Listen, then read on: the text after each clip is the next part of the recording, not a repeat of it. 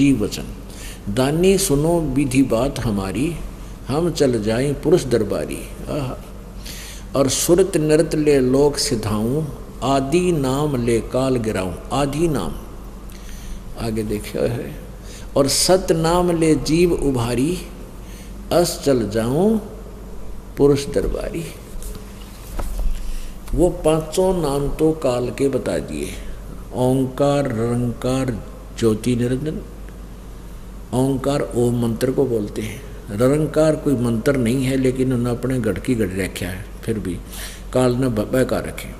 ओंकार, रंकार और ज्योति निरंजन। ज्योति निरंजन काल का नाम है। और सोहम और सतनाम।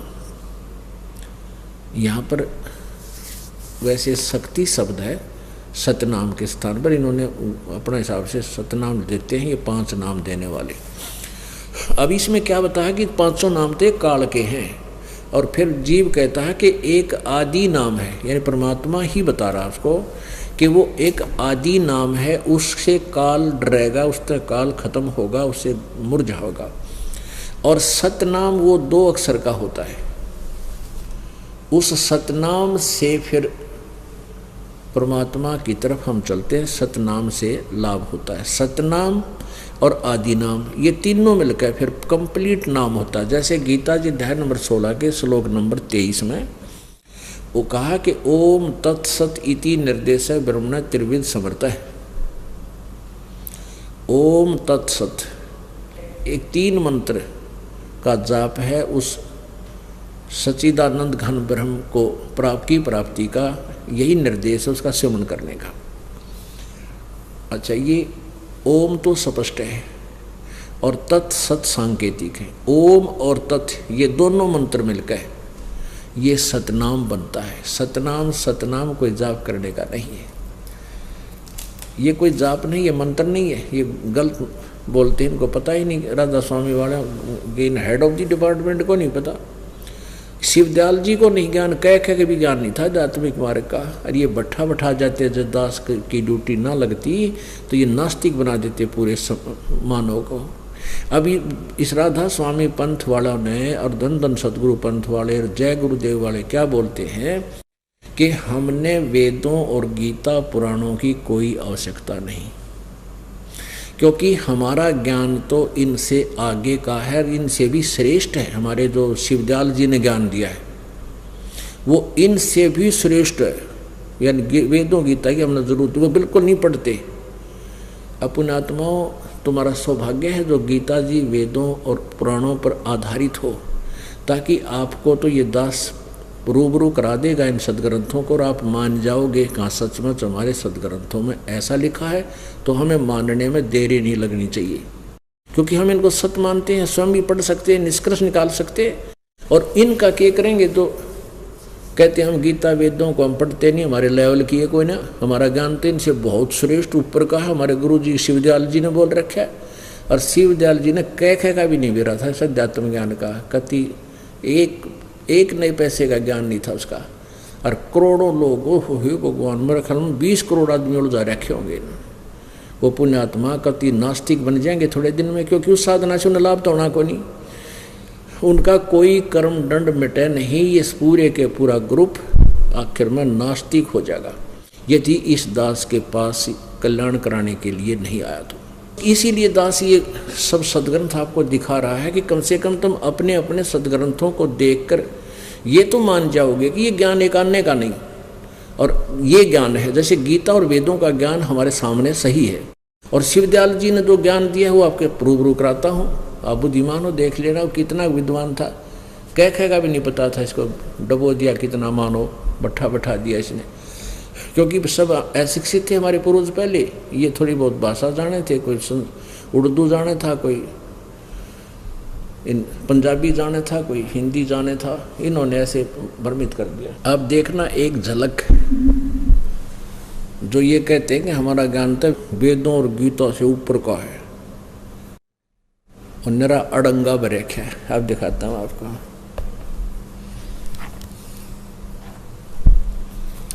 ये है सारवचन वार्तिक, राधा स्वामी वार्तिक। सारवचन वार्तिक, सारवचन राधा स्वामी वार्तिक, हजूर स्वामी जी महाराज, राधा स्वामी सत्संग व्यास। इसके बारे में क्या लिखा है, प्रकाशक कौन है इसके? प्रकाशक हैं जगदीश चंद्र सेठी, सेक्रेटरी राधा स्वामी सत्संग व्यास, डेरा बाबा जैमल सिंह, पंजाब। भूमिका देखना क्या लिखा है इसमें कि सारवचन राधा स्वामी वार्तिक, ये पुस्तक हजूर स्वामी जी महाराज के वचनों का संग्रह है, यानी शिवदयाल जी के वचनों का, जो राधा स्वामी पंथ का प्रवर्तक है, उसके वचनों का संग्रह है।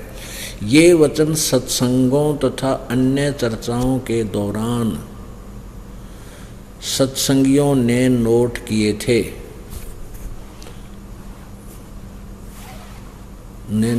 थे।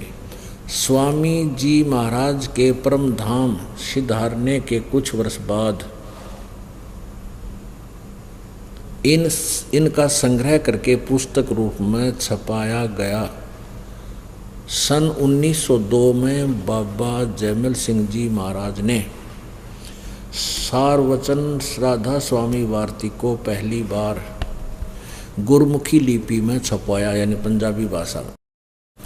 प्रस्तुत पुस्तक उसी प्रथम गुरमुखी संस्करण के अनुसार है और अब इसका हिंदी संस्करण प्रकाशित किया जा रहा है।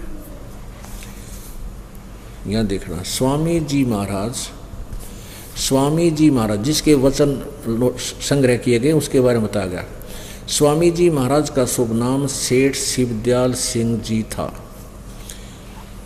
आपने 25 अगस्त सन 1818 में आगरा शहर में जन्म लिया। आपके पिताजी का नाम सेठ दिलवाली सिंह जी था तथा माता जी का नाम महामाया जी था। आपके पूर्वज पंजाब के रहने वाले थे तथा घर में गुरु ग्रंथ साहिब का पाठ किया जाता था। आपके माता पिता हाथरस के प्रसिद्ध संत तुलसी साहिब के भगत थे। स्वामी जी महाराज ने भी, यानी शिवदयाल जी ने भी तुलसी साहिब के काफ़ी संगत की थी। बचपन से ही स्वामी जी महाराज का रुझान अध्यात्म की ओर था। आपने एक कमरे में बैठकर 17 वर्ष सुरत शब्द योग का अभ्यास किया और सन 1861 में बसंत पंचमी के दिन खुले तौर पर आम संगत और सुरत शब्द योग का उपदेश शुरू किया।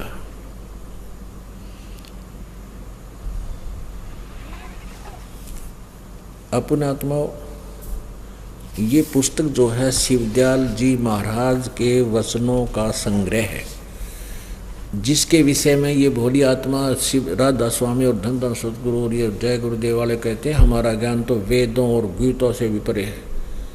अब उसकी झलक देखना, कह का बिना बेरा शिवदयाल ने ये बाकी के क्या ज्ञान होगा जो इनके अनुयायी है। ये भोली आत्माओं को मिसगाइड करके महा अपराधी बन गए हैं। इस मनुष्य अनमोल जीवन को ये बर्बाद कर रहे हैं। ये तो कोई कीमत नहीं इस मानुष जीवन की। अगर इसे सत भक्ति नहीं की तो व्यर्थ है ये माटी। और जय इसको सतमार्ग मिल गया तो इसकी कीमत नहीं है। ये देखिएगा, राधा स्वामी दयाल की दया, राधा स्वामी साहिब, खुलासा उपदेश हजूर राधा स्वामी साहिब का। शिवदयाल जी बोल रहे हैं, ये दफा नंबर 1 यहाँ से पढ़ेंगे। इसका सिर्फ काम इतना है कि इंसान यानी मनुष्य अपनी सूरत यानी रूहू को उसके खजाने और निकास यानी मुकाम सतनाम, मुकाम माने स्थान, यहाँ मुकाम सतनाम को मुकाम बोला है और राधा स्वामी को भी मुकाम यानी स्थान कहा है। ये इतना ही समझना हमने, बस पहुँचावे। अब तीसरी दफ़ा में तीसरे मंत्र में, इनके मंत्र हैं ये भी अपने, जितने आचार्य और महात्मा और अवतार और पैगंबर हर एक मजहब में हुए हैं, वे सब अपने अभ्यास के जोर से अंतर में तरफ मुकाम यानी स्थान असली को चले, पर सब के सब धुर स्थान तक नहीं पहुँचे। सो बहुत से तो मंजिल पहली मंजिल माने स्थान, अंडरस्टूड है। मंजिल इन्होंने ये देख लो अड़ाई का अर्थ है, मंजिल माने स्थान, ये मंजिल माने स्थान। तो मंजिल यानी स्थान, मुकाम कहो स्थान कहो। मंजिल पहली, स्थान पहली, और कोई दूसरी मंजिल या दूसरे स्थान पर, और कोई बिरले साध और प्रेमी मंजिल तीसरे तक पहुँचे, तीसरे स्थान तक। सिर्फ संत मंजिल पाँचवीं, पाँचवें स्थान यानी सतनाम या सतनाम को सतनाम स्थान कहें ये। और कोई बिरले संत मंजिल आठवीं यानी राधा स्वामी पद तक पहुँचे। ये पद और अड़ा दिया या सीधा लिखा। प्रश्न नंबर 13 पे, प्रश्न नंबर 13 पे इसमें लिखा है कि सिर्फ काम इतना है कि इंसान यानी मनुष्य अपनी सूरत यानी रूह को उसके खजाने और निकास यानी मुकाम माने स्थान, मुकाम सतनाम और राधा स्वामी में पहुँचावे। मुकाम माने स्थान, राधा स्वामी स्थान है। ये पद लाकर उड़ा दे हैं, उड़ देते हैं भोली आत्माओं को। या तो बिरले यानी मंजिल पाँचवीं स्थान सतनाम पर, और कोई बिरले संत मंजिल आठवें स्थान यानी राधा स्वामी स्थान तक पहुँचे। ये स्थान ही समझो। इस स्थान से राधा स्वामी स्थान से पद भी स्थान में ले लिया। इस स्थान से आदि में सूरत का तंजुल यानी उतार हुआ है। ये सिद्ध हो गया सतनाम और राधा स्वामी यहाँ पर स्थान कहे। अब देखियो पृष्ठ 15 पे, और ये भाग 1 है राधा स्वामी वार्तिक, ये सारवचन वार्तिक का एक भाग है, सारवचन वार्तिक का भाग 1। अब इसके 4 नंबर बोल देखियो। चौथा नंबर श्लोक है, क्या बात की, इन्हें कति गिणकद रखे हैं, गीता की तरह बना रखे है इसको। अब समझना चाहिए कि राधा स्वामी पद सबसे ऊंचा स्थान है, मुकाम है, और यही नाम कुल मालिक और सच्चे साहिब और सच्चे खुदा का है। वाह जी वाह, देखो इनके बोल ही। और इस मुकाम से 2 स्थान, इस राधा स्वामी स्थान से 2 स्थान नीचे सतनाम का मुकाम है। अरे भले आदमी, यहाँ तो सतनाम, इस सतनाम को मुकाम बता रहे हो 13 पृष्ठ पे।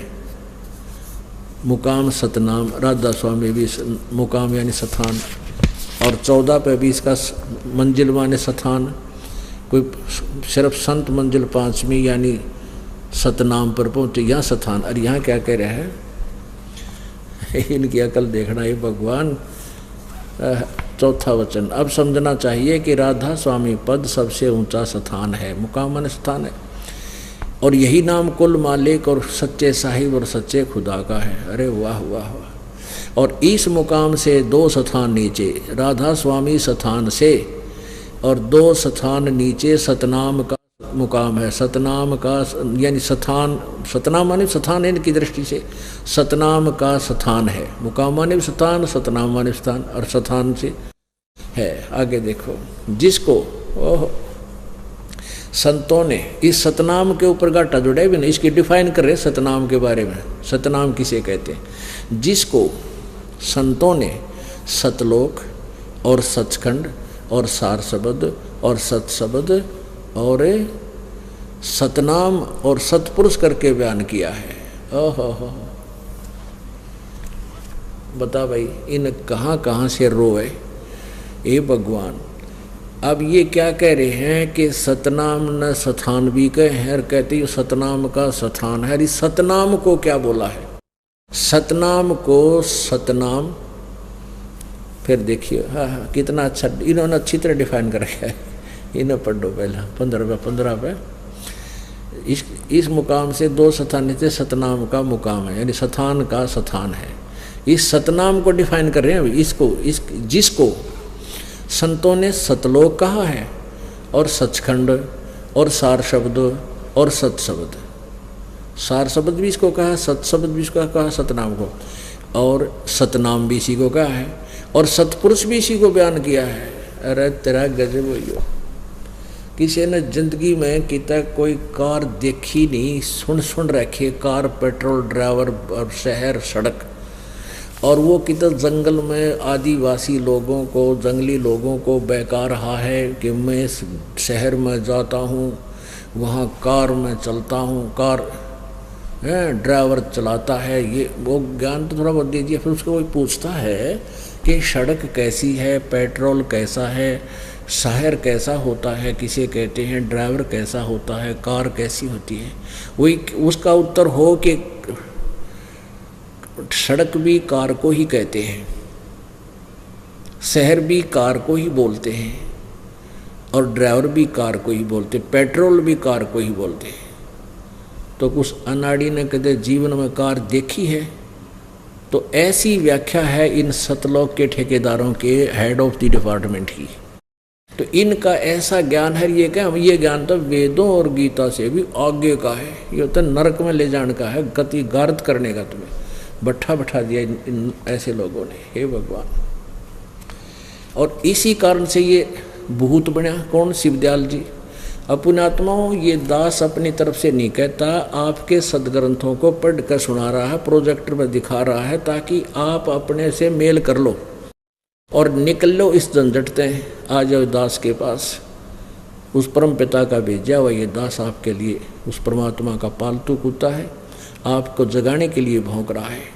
और जो व्यक्ति समझदार होते हैं, जो पालतू कुत्ते वैसे नहीं भौंका करते हैं, उनका कोई उद्देश्य होता है, उनको कोई खतरा महसूस होता है कि कोई हानि हो रही है, तो बुद्धिमान व्यक्ति उठ जाते हैं और उठकर अपने धन को संभाल लेते हैं। तो आप पुण्यात्मा हो, आप सोए हुए हो इस अज्ञान अंधेरे में, इन नकली संता के फंस के अरदास जो भौंक रहा है, आपको आवाज़ दे रहा है कि तुम उठ जागो, नहीं तो तुम्हारा धन हानि हो रही है, मनुष्य जीवन बर्बाद हो रहा है। तो चाहिए आपने सतर्क होना और देखना चाहिए सचमुच हम दिशा गलत तो नहीं जा रहे। तो इसमें दुख नहीं मानना चाहिए। यदि दास गलत कह रहा है तो मैं दोषी हूँ, किसी के बारे में अगर निंदा करता हूँ तो मुझे कोड लगे, और सच्चाई कहता हूँ तो आपको स्वीकार कर लेनी चाहिए, अपने सदग्रंथ से मेल करना चाहिए।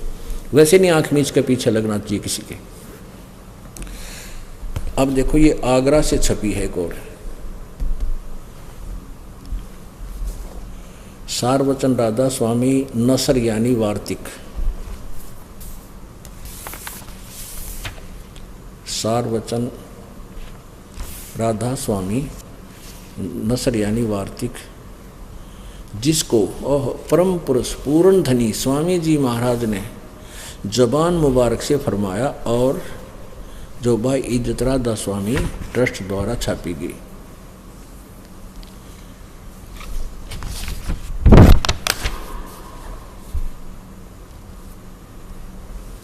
प्रकाशक हैं राधा स्वामी ट्रस्ट, राधा स्वामी बाग, आगरा, आगरा से छपा है।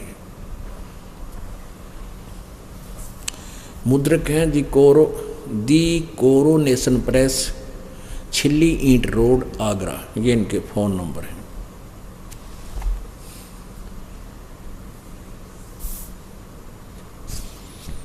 ये देखिएगा, राधा स्वामी दयाल की दया, राधा स्वामी साहेब, खुलासा उपदेश हजूर राधा स्वामी साहेब का, यानी शिवदयाल जी का। अब वही है, ये देखना पहला भाग है। ये भाग पहला चल रहा है। प्रश्न नंबर 2 पर लीजिए, 2 पर।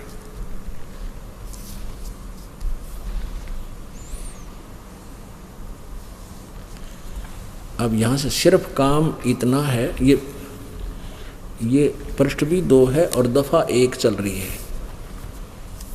सिर्फ काम इतनों के no as it is ditto copy, इसमें कोई अंतर नहीं।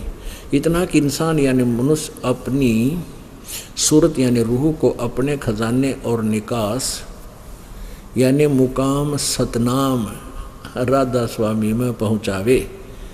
बताओ, मुकाम माने स्थान, राधा स्थान, यहाँ पर सतनाम और राधा स्वामी को स्थान कहा है। अब तीसरे वचन पर, ये तीसरा वचन है, जितने आचार्य और महात्मा और पैगंबर, अवतार और पैगंबर हर मजहब में हुए, वे सब अपने अभ्यास के जोर से अंतर में तरफ कति अक्षर का फर्क नहीं, जो क्या लिख रखा है, मुकाम असली को के चले, आगे गणना ना पड़ना, यहाँ से देखें। अच्छा, संत, सिर्फ संत मंजिल पांचवी यानी सतनाम, पांचवें स्थान, मंजिल माने स्थान, ये देखो 1 नंबर, मंजिल का अर्थ यहाँ किया है इन्होंने, स्थान, मंजिल माने स्थान, तो स्थान का मंजिल, मंजिल यानी मंजिल यानी सतनाम पर, और कोई बिरले संत मंजिल यानी स्थान 8वें यानी राधा स्वामी पद तक पहुँचे। तो यहाँ से सिद्ध है कि सतनाम को और राधा स्वामी को स्थान बता रहे हैं। अब देखो प्रश्न नंबर 5 पे, ये 4 पे, 3-4 पे पढ़ा आपने, 2-4 पे। अब चौथा श्लोक, चौथा इनका दफा। अब समझना चाहिए कि राधा स्वामी पद सबसे ऊंचा स्थान है, राधा स्वामी पद सबसे ऊंचा स्थान है। अच्छा, और यही नाम सच्चे कुल मालिक और सच्चे साहिब और सच्चे खुदा का है, और इस मुकाम से 2 स्थान नीचे सतनाम का मुकाम है। उड़ा तो सतनाम को स्थान कह रहे हैं, मुकाम माने स्थान होता ही है, स्थान का स्थान है। वाह जी वाह। और जिसको संतों ने सतलोक, इस सतनाम की डेफिनेशन बता रहे हैं आगे विस्तृत, सतलोक और सचखंड और सार शब्द और सतशब्द और सतनाम और सतपुरुष करके बयान किया है। अरे वाह, अरे वाह, वाह अरे वाह, जय हो राधा स्वामी दयाल की। भट्ठा बैठाया गया सब सारे ज्ञान का, भक्तों को कति अड़ंगा दिया गया ज्ञान करके। श्रद्धालु तो आँख मीच के पीछे वो लेते हैं, श्रद्धा अटूट होती है उनकी। इन्होंने दुरुपयोग किया उस भावना का, खिलवाड़ किया इन्होंने उनके साथ। अब इसका दुष्परिणाम इस राधा स्वामी दयाल को भोगना पड़ा, शिव दयाल को।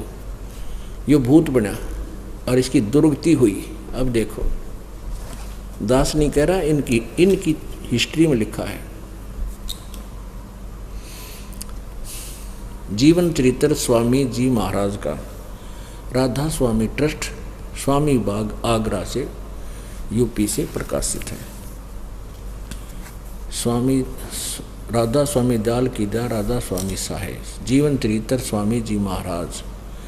लाला लेखक हैं लाला प्रताप सिंह सेठ उर्फ चाचा जी साहब। प्रकाशक है राधा स्वामी ट्रस्ट, स्वामी बाग, आगरा। सर्वाधिकार सुरक्षित है। इसके प्रिंटर्स हैं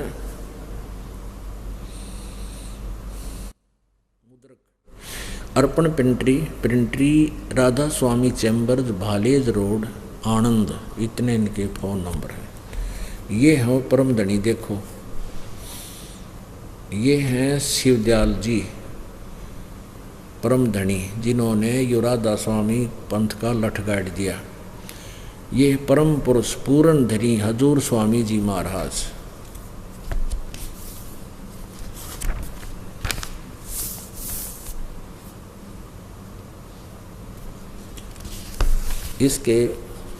इसमें भी इन्होंने जो गीता के ऐसे श्लोक बना रखे हैं। 71 प्रश्न नंबर 78 पे जीवन चरित्र स्वामी जी महाराज का, और प्रश्न नंबर ना, ये प्रश्न नंबर तो 78 है और वचन नंबर 71 है। 71 में कति कमाल कर रखा है। अब बुक्की जी का, जो सिब्बो जी की छोटी बहन थी, थोड़ा सा हाल लिखा जाता है। यह सिब्बो जी के कुछ अरसे बाद स्वामी जी महाराज के चरणों में आई थी। जब इन्होंने कुछ दिन सत्संग सुना किया और वचन स्वामी जी महाराज के सुने और वे वचन हृदय में समा गए, तब इनके प्रेम की हालत अजीब थी कि जब स्वामी जी महाराज वचन या अर्थ पोथियों का करते तब इनकी आंखें सुर्ख हो अंगारासी हो जाती थी। इस बुक्की में भूत थे पहले ही, और आंसू बार बार टपकते रहते थे और बहुत देर तक यानी घंटों उन वचनों का नशा बना रहता था।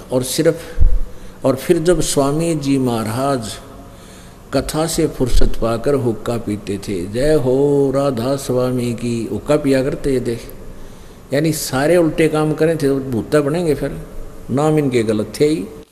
हुक्का पीते थे या अभ्यास का रस लेते थे या कथा कहने बैठते थे तो बुक्की जी महाराज के चरणों का अंगूठा मुंह में रख के वह घंटों चरणामृत का रस लेती रहती थी।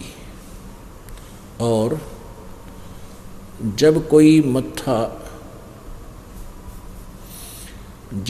मत्था टेकने के वास्ते हटाना चाहता तो वे चरण नहीं छोड़ना चाहती थी। तब मत्था टेकने वाले से कह दिया जाता था कि तुम दूसरे चरण पर मत्था टेक लो और उस प्यासी को मत हटाओ।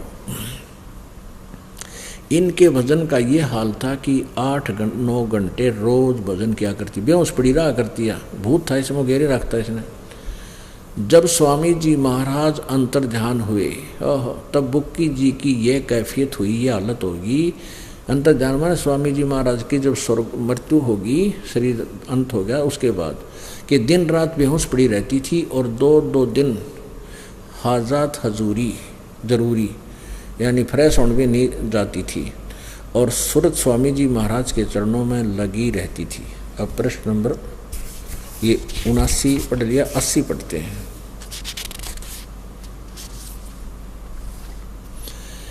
करीब 1.5 महीने ये हाल रहा। सबको खौफ हुआ कि शायद इनकी देह छूट जावे। तब स्वामी जी महाराज ने इनको दर्शन दिए और फरमाया कि जिस तरह तुम सेवा पेशतर किया करती थी उसी तरह से करो। अपने आत्माओं देखो, गीता जी अध्याय नंबर 15 के श्लोक नंबर 1 से 4 में कहा है कि जब तत्वदर्शी संत मिल जाओ तत्व ज्ञान रूपी शस्त्र द्वारा इस अज्ञान को काट के उसके बाद परमेश्वर के उस परम पद की खोज करनी चाहिए जहां जाने के बाद प्राणी कभी लौटकर संसार में नहीं आते। यानी वो पूर्ण मोक्ष प्राप्त प्राणी दोबारा इस तरह नहीं आते। ये क्या कहते हैं कि फिर स्वामी जी आए, बुक्की को दर्शन दिए और वो भूत बन गए और बुक्की में प्रवेश कर गए। अब देखना, तब स्वामी जी महाराज ने इनको दर्शन दिए और फरमाया कि जिस तरह तुम सेवा पेशतर किया करती थी उसी तरह से करो। और फिर उसी रोज से बुक्की जी भोग भी तैयार करती थी। और मेरे पन्नी गली के मकान में, लेखक है स्वामी जी का छोटा भाई, शिवदयाल जी का छोटा भाई है ये प्रताप सिंह जी, ये बता रहा है कि मेरी पन्नी गली के मकान पर पहले दस्तूर के माफिक पलंग बिछाती और हुक्का भरती थी और वह पलंग अभी तक बिछा रहता है। गर्ज की जिस तरह से पेशतर सेवा किया करती थी उसी तरह कुल काम करने लगी। और स्वामी जी महाराज उनको ध्यान के समय में प्रकट दर्शन देते थे और कुल सेवा उसी तरह कबूल फरमाते थे जैसे अंतर ध्यान होने के पेशतर किया करते थे। और बुक्की जी को महाराज उनके आखिरी दम तक प्रकट रहे, उसके आखिरी सांस तक उसका महाप्रवेश रहे। यहाँ तक कि जिस किसी को जब कोई बात स्वामी जी महाराज से अर्ज करनी होती थी तो वे बुक्की जी के जरिए दरियाफत किया करते थे। हो गया ना भूत के लक्षण। यानी बुक्की जी अभ्यास के समय स्वामी जी महाराज को, ये 81 प्रश्न, महाराज को प्रकट करके हम कलाम हुआ करती थी।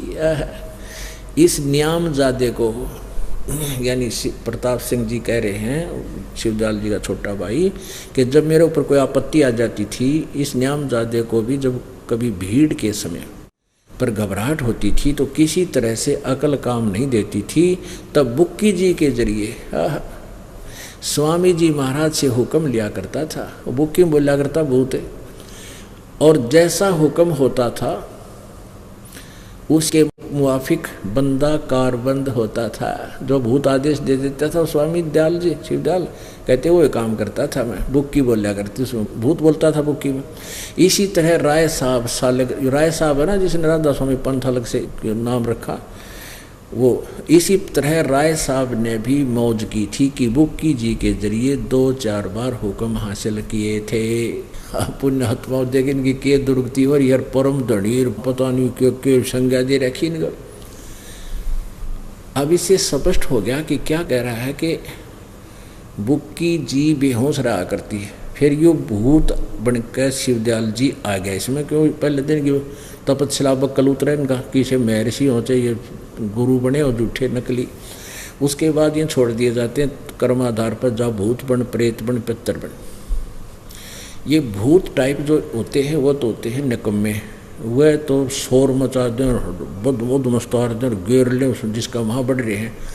और ये जो पुण्य प्राणी होते हैं, पिछले पुण्य को ख़त्म कर जाते हैं, वो पितर रूप बन जाते हैं। वो इतना हा हुल्ला नहीं करते, वो सेंसिबल आदमी होते, प्राणी होते हैं। और वो आकर प्रवेश किसी में कर जाते हैं तो आभास भी नहीं होने देते कि इसमें कोई ऊट पटांग आत्मा बैठी है। तो वो शिवदयाल जी आ गया भूत बन के और बुक्की में बढ़ गया। उसके बाद वो क्या करता था, पहले हुक्का पिया करता, रोटी अच्छी बढ़िया चूरमा बढ़िया बना के खाया करता, बनाते थे उसी तरह। तो बुक्की पहले रोटी बनाती, हुक्का भरती और बैठ कर पलंग के ऊपर आप, क्योंकि वो भूत था उसमें, और आहार करती सारा जो शिवदयाल जी पहले खाता था वो खाता, और फिर हुक्का गुड़ गुड़ करता। यानी वो है लक्षण जो पहले करा करता, वो है भूत बन के भी हुक्का ना छूटा उस पर। अब पुण्यात्माओं, अब शिव या बुक की कौन सा वो ट्रांसफार्मर थी या कोई इंटरनेट थी जो उससे कागा हाथ जोड़ कर हमने कुछ रास्ता बता, उसमें फिर वो बोल रहे, वो भूत बोल रहा था उसमें। अब क्या है कि जैसे एक भक्त बता रहा था, वो ने बोला जी मेरा चाचा जी इस राधा स्वामी पंथ का पक्का कट्टर भगत था, और वो 2.5 घंटे 2 घंटे सुबह, 2-2.5 घंटे 1.5 घंटा जिसा शाम ने, और वो बिल्कुल ऐसे बैठ जाता था ऊपर चादर डाल के, जैसे इसमें कुछ हलचल भी नहीं करता था कति, जैसे कोल्लू सा गाड़ रखे हो, अन्यों बैठा रहता। और वो मर गया। चूरमा अच्छा खाया करता, वो चूरमा खाता था, हुक्का पिया करता, बीड़ी पिया करता। वो मर गया। मृत्यु के उपरांत वो अपने पुत्र वधू में प्रवेश कर गया। अब वह पुत्र वधू पहले कभी ना बीड़ी पिया करती, ना हुक्का पिया करती, ना चूरमे की चठोरी थी। तो वो भूत उसमें पड़ के फिर चूरमा मांगे, और नितनों का थारा नाश कर दूंगा, थारा ऊँट का ईंट बजा दूंगा। और कहते हैं कई बार वो अच्छी बात भी बता देता था कि भाई थारा वो ऐसे ऐसे होगा, जब ऐसा कर लो खेत में ऐसा नुकसान होने वाला है। तो वो कई बार उसकी बात हमारे सत्य भी हो जाती थी। तो हम उसकी एकाधी बार आदेश लिया कि ऐसा कैसे करें, तो वो बता देता था। और फिर लेकिन फिर वो तो हमें दुखी करने लग गया। तीसरे दिन चूरमा, रोज़ चूरमा मांगे हैं, और ना तेनों के थारी भैंस मार दूंगा, थारे न्यू कर दूंगा, तुम्हारी खेती नाश कर दूंगा। अब वह पुत्र वधू थी, उसमें वो बैठा रहे, ना वह काम करे, कह तो पड़ जा, कह उठ कर तम्बाकू चूरमा बना के खा ले, फिर हुक्का भर के पी ले।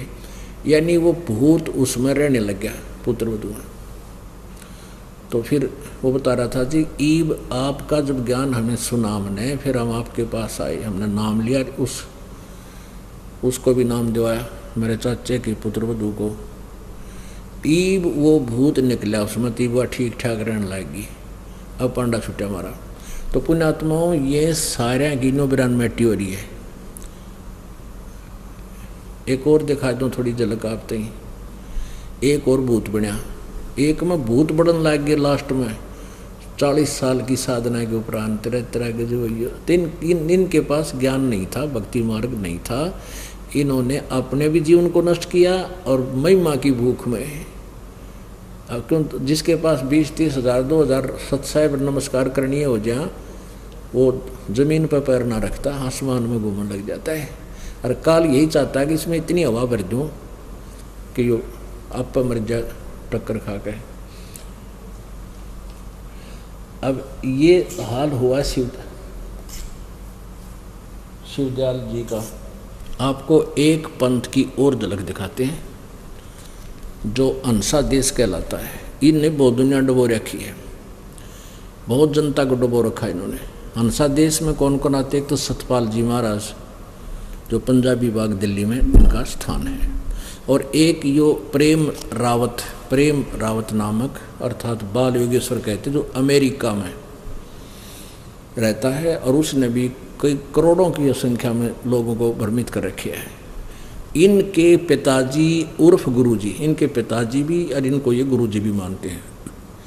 हंस जी महाराज की के दुर्गति हुई वो दिखाते हैं, संक्षिप्त में दिखाएंगे, समय थोड़ा ही देखिएगा। ये है अमृत का कलश, एक पुस्तक है, श्री हंस जी महाराज जीवन एवं दर्शन।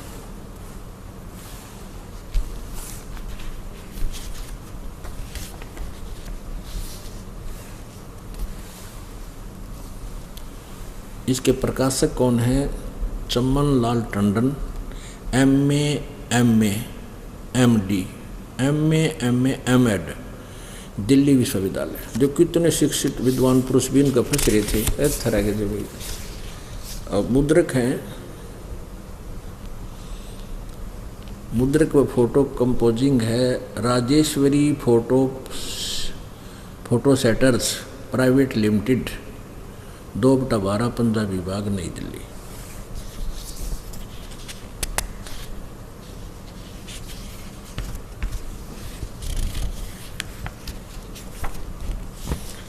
अब झलक से दिखाते हैं इनको। इनके पृष्ठ नंबर 61 पर आप देखिएगा,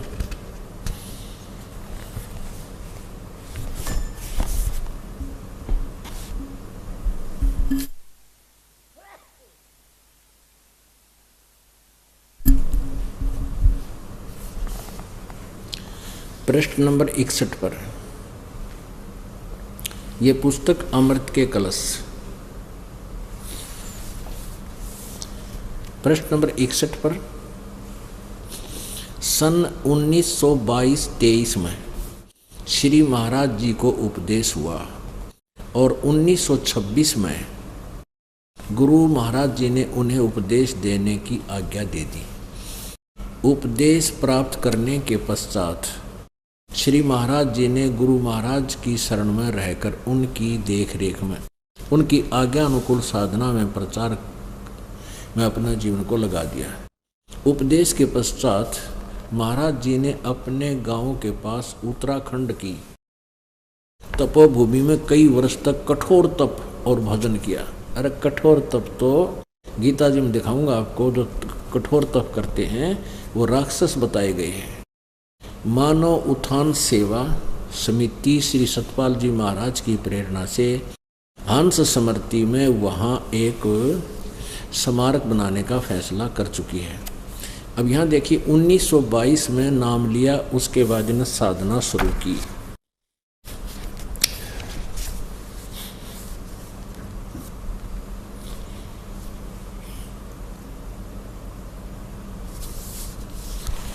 आगे के बनाए क्या दुरुक्ति हुई देखिए 383 पृष्ठ पे।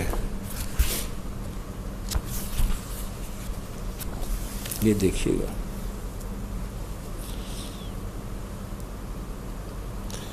ये 383 पृष्ठ है इसका। थोड़ा संक्षिप्त सुना। 1963 में यानी 1923 और 1963 यानी 40 साल की साधना के बाद, अब यहाँ आपने 61 पृष्ठ पर देखा सन 1922-23 में श्री महाराज जी को उपदेश हुआ, यानी यहाँ से साधना करने लग गए 1922-23 से, और कठोर तप किया, घोर तप किया और भजन किया। और उसका परिणाम क्या लिखा इस झूठे नाम के मंत्र का? 383 पृष्ठ पे है।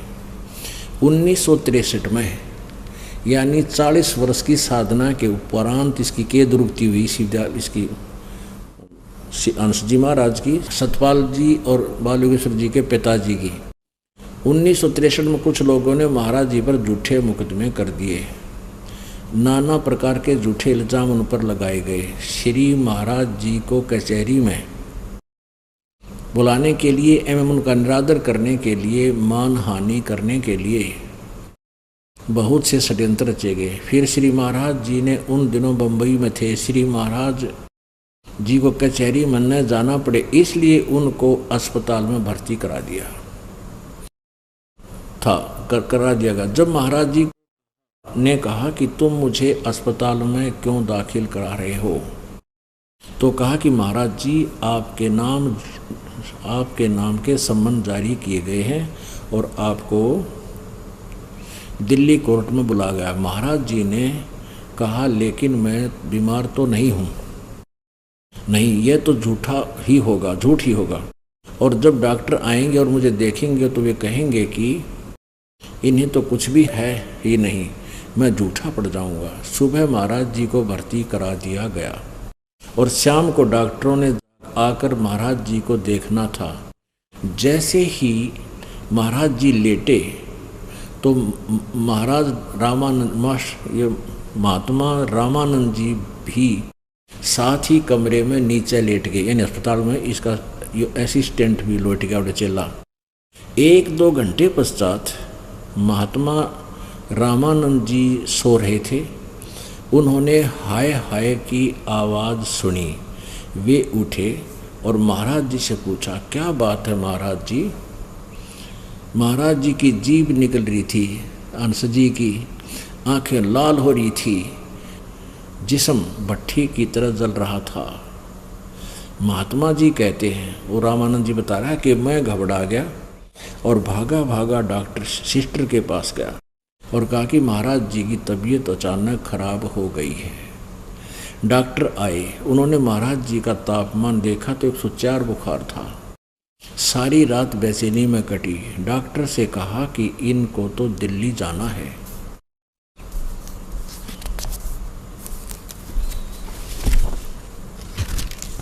तीन 384 पृष्ठ पे पढ़िए। इनका तो सम्मन आया हुआ। डॉक्टर ने कहा कि इस हालत में दिल्ली नहीं जा सकते और झट डॉक्टर ने एक मेडिकल सर्टिफिकेट दे दिया। महाराज जी की तबीयत लगभग 1 महीने के लिए खराब रही। हम सब लोग घबरा गए। कभी कभी बुखार इतना तेज हो जाता था कि महाराज जी की आंखें एकदम लाल हो जाती थी। जब कुछ दिनों के बाद महाराज जी होश में आए तो महात्मा रामानंद जी ने कहा, महाराज जी आप तो अच्छे भले सो रहे थे, यह एकदम आपको क्या हो गया? इतनी आपकी हालत कैसे खराब होगी? तो महाराज जी यानी अंसर जी कहता है ने कहा कि जैसे मैं लेटने लगा तो मैंने कहा, हे गुरु महाराज अपना आत्मा देखना। अब देखना तमाशा, एक और नया नज़ारा दिखाऊँ आपको। अब क्या है कि इनके जो गुरुजी था वो भी भूत बन गया। इस अंश जी का जो गुरुजी था वो प्रेत बना हुआ था, धक्के खाओ था कितने। अब यो कह रहा है अंश जी कि मैंने अपने गुरु महाराज को याद किया, हे महाराज अब मैं बीमार तो हूँ नहीं, मेरा क्या हाल होगा। वो भूत इसमें आकर बढ़ गया। इस अंश जी का गुरु प्रेत बना हुआ था और वो प्रेत इसमें आकर प्रवेश कर गया, इसकी दुर्गति कर दी, एक मिन्नती दे ही तोड़ दी।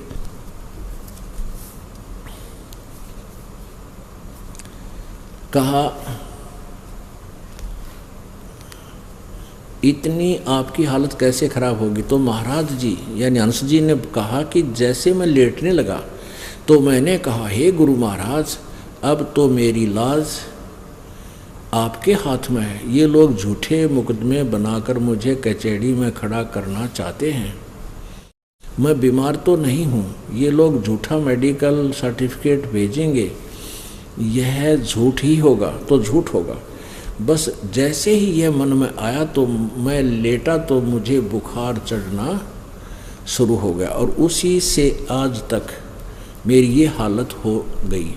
गुरु महाराज जी ने मेरी लाज रखी है और सचमुच मुझे बीमार कर दिया। देखिए आगे की हालत सुनियो जानते हैं। कुछ प्रेमियों ने कहा कि शायद लोगों ने जादू टोना कर दिया है। महाराज जी कभी कभी पीड़ा में कराते थे। हाय मैं मर गया, बहुत कमज़ोर हो गया। एक गुजराती बाई एक पंडित को लाई जो ऊपरी हवा का इलाज करता था, भूत का अड्डा करता एक पंडित जी। तो उसने महाराज जी को देखकर कहा कि अरे इनको तो किसी ने कुछ कर दिया, और ये तभी ठीक होगा जब इनकी नज़र उतारी जाएगी, यानी भूत का अड्डा जाओगा और चौराहे की पूजा की जाए। पंडित जी ने एक मंत्र बताया जो नज़र उतारते समय बोला जाएगा। सारी सामग्री मंगवाई गई, पंडित जी को उसकी दक्षिणा दे दी गई, और महात्मा रामानंद जी जो स्वयं ब्राह्मण परिवार के हैं, उन्होंने इस कार्य को अपने हाथ में ले लिया। लगभग 5-7 प्रेमी वहाँ पर थे हॉस्पिटल में। रात के 12 बजे उस सामग्री को एक कलश में यानी एक घड़े में रखकर चौराहे में रखना था। रामानंद जी ने नज़र उतारने के बाद कहा कि कौन मेरे साथ चलेगा। सभी भयभीत हो रहे थे, उसके चेले चपटे सारे डर गए। अंत में उन्होंने रामानंद जी ने डांट कर कहा कि अरे तुम डरते हो, मैं भी तो चल रहा हूँ, क्या भूत हमें खा लेगा? भूत ने लेकर चलना थे वह। अंत में उन्होंने एक दूसरे महात्मा को तैयार किया। घनघोर वर्षा हो रही थी, तेज हवा चल रही थी। जैसे ही महात्मा जी कमरे से बाहर निकले तो तेज आंधी से दरवाजे ने इतनी आवाज़ की और हवा के अंदर जाने से महाराज, जिसमें भूत बढ़ रहा था, जी भी जोर से चिल्लाए और रामानंद जी भी कांप उठे। वो भूत का डंडिया भी डर गया और भयभीत हो उठे, और मन में ये ख्याल आया कि फिर वापस कमरे में चलें, लेकिन सिर्फ धैर्य बांधकर और नाम का सुमन करते हुए। नाम था टट्टू था, नाम का जाप करने में भूत आ रहा। नाम का सुमन करते हुए उस चौराहे की तरफ उस कलश को उठाए हुए चल रहे थे, और दूसरे महात्मा छाता लिए हुए चल रहे थे। चौराहे में रखकर जैसे पंडित जी ने बताया कि वे पीछे मुड़ आए। अब आ गया हिसाब किताब आपने। यो क्या था, इसका जो अंश जी का गुरु जी था वो भी भूत बन रहा था, और इसने उसको याद किया, भूत इसमें प्रवेश हो गया। प्रवेश होने दे ही टूटे, आँख लाल होगी, जीभ निकलाई। ये गुरु जी के काम यार, इतना तंग करना है। और इसमें अपना पढ़ा और फिर उसका भूत निकाल लिया है। भूत लेकर चले जब वो एकदम भूत ने उद्मस्तार दिया, और युवंश जी का फिर बुरी तरह चिल्लाया, इसने कलकी मारी, और चौराहे पर भूत ने गाय रखाए। और फिर 1 महीने बाद से इसकी देही ठीक हुई। ये पार करेंगे जनता नहीं समय। आप भूत बढ़ गया 40 साल की साधना के बाद, और औरन भूत का देश के ये बता के कल्याण करेंगे इस जनता भोली आत्माओं का। तो पुण्यात्माओं, परमात्मा कहते हैं साच कहूँ तो जग मारे, पर झूठ कही ना जाइयो, और साच ने पूरा पावते झूठा जग बत्याइयो। हम साची बात कहें, हमारे तो विश्वास नहीं करते, लेकिन झूठा के गेला टोड़ के टोड़, झुंड के झुंड, लाखों करोड़ों आंख मीच के पीछे लग रही। निरंजन धन तेरा दरबार, निरंजन धन तेरा दरबार, जहाँ पर तनिक न न्याय विचार, निरंजन जहाँ पर तनिक न न्याय विचार। वैसा ओढ़े मुल मुल खासा, गल मोतियों के आर, वैसा ओढ़े मुल मुल खासा, गल मोतियों के हार। पति भरता को मिले न खादी, वो सूखा नरस आहार, निरंजन धन तेरा दरबार, निरंजन धन तेरा दरबार, जहाँ पर तनिक न न्याय विचार। भाई पाखंडिया की पूजा जग में संत को कहें लबाड़े। पाखंडी की पूजा जग में संत को कहें लबाड़े। अज्ञानी को परम विवेकी, ज्ञानी को मूढ़ गंवार निरंजन। धन तेरा दरबार निरंजन, धन तेरा दरबार जहाँ पर तनिक न न्याय विचार। कह कबीर सुनो भाई साधो, यहाँ सब उल्टा व्यवहार। कहें कबीर सुनो भाई साधो, यहाँ सब उल्टा व्यवहार। सच्चों को तो ये झूठा बतावे, इन झूठों का एतबार निरंजन। धन तेरा दरबार निरंजन, धन तेरा दरबार जहाँ पर तनिक न न्याय विचार।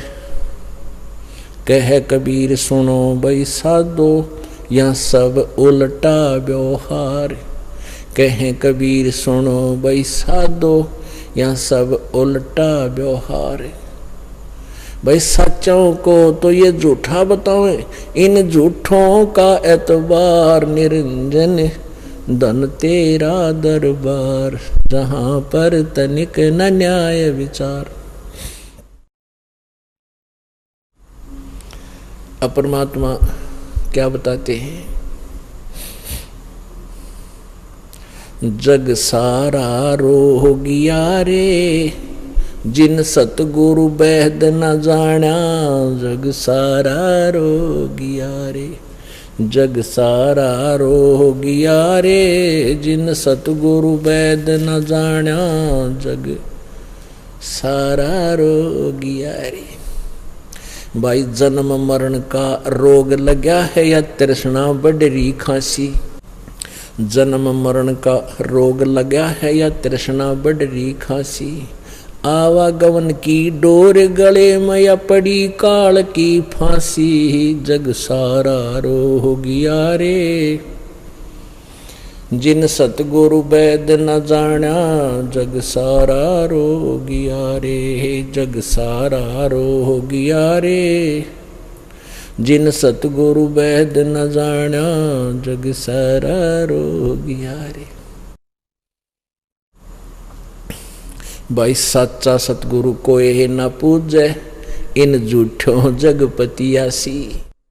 सच्चा सतगुरु कोई न पूजे, इन झूठों जगपतियासी। अंधे की बाँ गई अंधे ने, ये मार्ग कौन बतासी। जग सारा रोगिया रे, जिन सतगुरु बैद न जाना। जग सारा रोगिया रे, जग सारा रोगिया रे, जिन सतगुरु बैद न जाना। जग सारा रोगिया रे। भाई देखा देखी गुरु शिष्य बन गए, किया न तत्व विचारा। देखा देखी गुरु शिष्य बन गए, किया न तत्व विचारा। गुरु शिष्य दोनों के सिर पर काल ठोके पंजारा।